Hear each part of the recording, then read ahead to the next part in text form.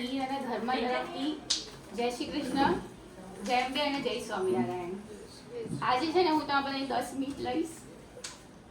હું વચ્ચે વચ્ચે ઇમોશનલ બી થઈ જાય એટલે હું લખીને આવીશું, ભૂલી ના જાઉં. હું 10 મિનિટ લઈશ કારણ કે મારી આ જે પ્રેગ્નન્સીની જર્ની હતી, જે સફર હતી, એ બહુ મુશ્કેલ હતી. ઘરના બધા જ જાણે છે બિકોઝ એ આઈવીએફ પ્રેગ્નન્સી હતી, હાર્ટ સર્જરી, 35 વર્ષની ઉંમર, ડાયાબિટીસ અને થાઇરોઇડ. આ બધા સાથે આ જર્ની પાસ કરીને એ બધાની મદદ વગર થઈ ના શકે.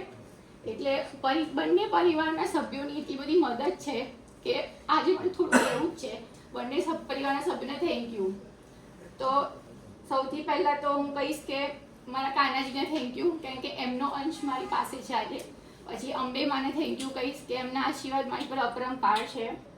આ રોલર કોસ્ટરવાળી સફરની અંદર ખુશી હતી, તકલીફો હતી, ભય હતી, પ્રાર્થના હતી, આશીર્વાદ હતા.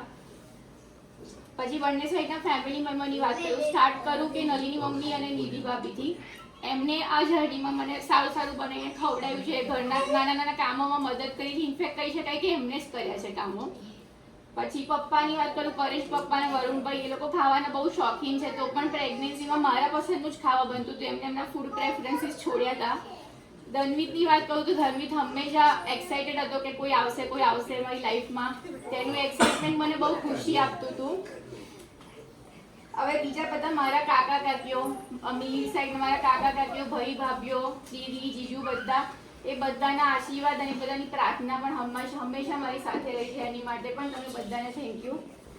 હવે મારા સાઈડના પરિવારની વાત કરું તો મારા કાકી, જાગૃતિ કાકી, હર્ષાભાઈ અને મિત્તલ ભાભી, આ ત્રણ એવા વ્યક્તિ છે ને કે ફોન કરો એટલે સેકન્ડોમાં આવી જાય કે શું કામ હતું, ચલો મદદ કરવા આવી ગયા. તો એમની આ જે મદદની ભાવના છે ને બહુ ઉચ્ચ છે. પછી મારા કાકાની વાત કરું, મને યાદ છે ડિલિવરીના દિવસે ડૉક્ટરે કહ્યું હતું કે અમીને બ્લડ ચડાવવું પડશે. તો કાકા સાઈડમાં જઈને ડૉક્ટરે કહેતા હતા હું આપીશ, મારું બી પોઝિટિવ જ છે. તો આ બધી જે ફિલિંગ્સ છે ને, આ બધી જે ઘટનાઓ છે ને, જીવનમાં તમને યાદ રહેતી હોય છે. અને મારા કાકાનો સંબંધ એવો છે કે નોક જોકનો છે, અમે આખો દિવસ ઝઘડ્યા કરતા હોય છે, પણ એમાં પણ ઉચ્ચ પ્રેમ છે. તો થેન્ક યુ કાકા. શાંતિથી કહું છું. પછી મેં મારા ભાઈઓ શાન અને બોની, શાનની સાથે રમૂજી વાતો કરવાની બહુ મજા આવે. એનું ઇન્ટેલેક્ચ્યુઅલ બહુ જ એકદમ ડીપ લેવલનું છે. એ બહુ ઇન્ટેલેક્ચ્યુઅલ વાતો કરે એટલે મન પ્રસન્ન થઈ જાય. એટલે સ્ટ્રેસને દૂર કરવા માટે શાન બહુ યુઝફુલ વ્યક્તિ છે. પછી બોનીની વાત કરું તો બોની જેટલો પોઝિટિવ વ્યક્તિ દુનિયામાં કોઈ નહીં હોય. એ એવું જ બોલે, દીદી સારું જ થાય, બધું ખોટું વિચારવાનું જ નહીં, સારું જ થાય. તો એ જે રોજ રોજ કહેવામાં આવે ને તો ના તો એ વાક્ય છે ને એટલું સપોર્ટ આપે, મનને શાંતિ આપે. એટલે હું ખુદ ટેન્શનમાં આવી ગયું, તું રાહ જોતી હોય કે બોની ઘરે આવે તો થોડું આવું કહી દે મને. પછી મારી બે બહેનોની વાત કરું, હેની અને ડાયના દીદી. એ છે ને એવરી મારા ચેકઅપ પછી એમનો ફોલોઅપ કોલ આવે, એવરીથિંગ ઓકે. અને બંનેનો જ્યારે કોલ આવે ત્યારે મને એનર્જી જનરેટ થઈ જાય કે ચલો આ બંનેનો ફોન આવશે, એમ રાહ જોવી પડે બંનેના ફોનની. અને ડાયના દીદી તો ડૉક્ટર છે એટલે એને બધા રિપોર્ટ ખબર પડે. ઇવન મને પણ બધા રિપોર્ટ ખબર પડે. તો કંઈક આગું પાછું બી આવ્યું હોય ને છતાં પણ ડાયના દીદી એવું કહેશે કે બધું નોર્મલ છે. તો એ મનને શાંતિ આપે. અને આ આખી જર્નીમાં મનને શાંત રાખવું ને એમણે ડૉક્ટરે કીધું તે બહુ જ ઇમ્પોર્ટન્ટ છે. સ્ટ્રેસ લેવાથી તને બહુ હાર્મ થશે અને ચાન્સીસ છે કે મિસકેરેજ થઈ જાય. તો મારે ખુશ રહેવું બહુ જરૂરી હતું. તો આ બધા ફેક્ટર્સ છે કે જે મને ખુશીના ફુવારા આપતા હતા. પછી પપ્પા પર આવું, મતલબ પપ્પા તો હું પ્રેગ્નેન્ટ હતી, હું ખુદ માં બનવાની હતી, પણ એમને લાગતું હતું કે હું નાની અવની બની ગઈ છું. એ મારી થાળીમાં પડેલી વસ્તુ મને હાથથી ખવડાવતા હતા. જેમ ધનિકાને ખવડાવે મગફળીના દાણા ફોલી ફોલી, એ રીતે મને ખવડાવતા હતા મગફળીના દાણા ફોલી ફોલી. તો આ બધા જે સંસ્મરણો છે ને એ જીવનમાં સખત રીતે મતલબ ગોઠાઈ જાય એમ. અને એવું કહે છે ને કે પ્રેગ્નેન્ટ હોઈએ ત્યારે આપણી સાથે જે થયું હોય ને જીવનમાં તમે કદી ના બોલો, સારું કે ખોટું. મેં પૂરી કોશિશ કરી છે કે હું ખાલી સારું ને સારું જ લઉં એમ. અને બહુ જ સારું જ થયું છે. મતલબ હું બહુ જ લકી છું કે બે ફેમિલી આટલી સપોર્ટિવ છે. થેન્ક યુ પપ્પા.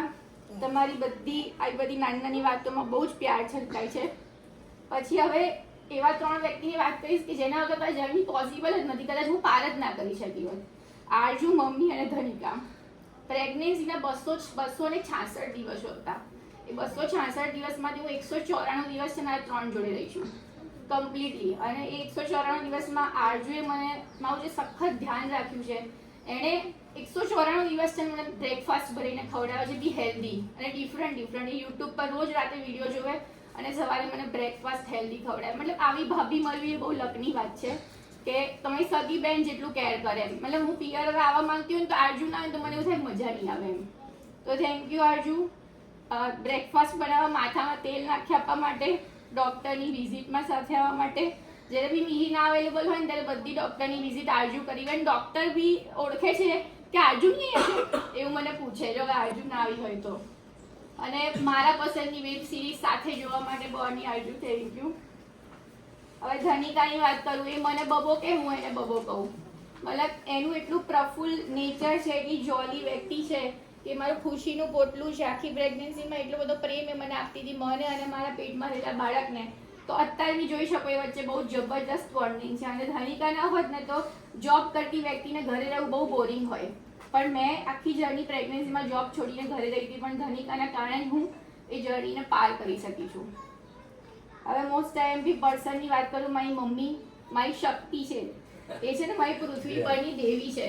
મતલબ કહે છે ને ભગવાન એવું કહે છે કે ભગવાન બધે નથી પહોંચી વળતા એની માટે તો માને મોકલે છે. આ બધાએ સાંભળ્યું હશે અને એકદમ સાચું છે. નથી પહોંચી શકતા એટલે જ માને મોકલે છે. અને એ મેં તો એટલું બધું નજીકથી અનુભવ્યું છે, કારણ કે હાર્ટ સર્જરી વખતે મમ્મીએ 1.5 મહિનો 1.25 મહિનો મારી એવી સેવા કરી છે કે મને ઉચકીને બધે ફેરવે, મારી પાછળ આમ કરીને ચાલે કે હું પડી ના જાઉં એમ.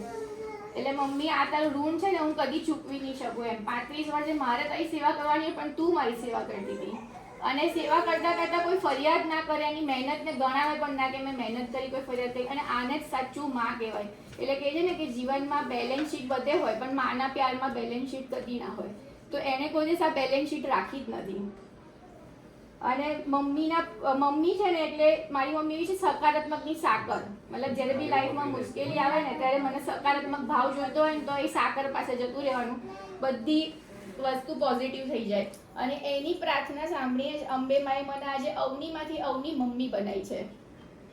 મમ્મી તું છે ને ઈશ્વરે આપેલું મારું સૌથી મોટું વરદાન છે. હું તારા જેવી મમ્મી બની શકીશ કે નહીં એ તો ખબર નથી, પણ હું પૂરી કોશિશ કરીશ કે ધર્મ પણ મારા વિશે આવું જ બોલે ફ્યુચરમાં. આમાં મેં મિહિરને નથી ઇન્ક્લુડ કર્યો કારણ કે આ બધી ભાવના હું મિહિર અને ધર્મ કહી રહ્યા છે. એટલે મિહિર વિશે હું અવારનવાર થેન્ક યુના શબ્દો સોશિયલ મીડિયા પર લખતી જાઉં છું, એટલે અમે મિહિરને ઇન્ક્લુડ નથી કર્યો કારણ કે અમે બંને બધાને કહી રહ્યા છીએ. અને બસ લાસ્ટમાં કહીશ કે આ જર્નીમાં આપ સૌનો પ્રેમ, સંભાળ અને આશીર્વાદ ભરપૂર હતા. થેન્ક યુ શબ્દ તો બહુ જ નાનો છે. મારું હૃદય આ બધા માટે તમને આભાર, પ્રેમ અને સન્માનથી નમન કરે છે. ધન્યવાદ અવનીમાંથી અવની માં બનાવવાની આ જર્નીમાં સાથ આપવા માટે. Thank you.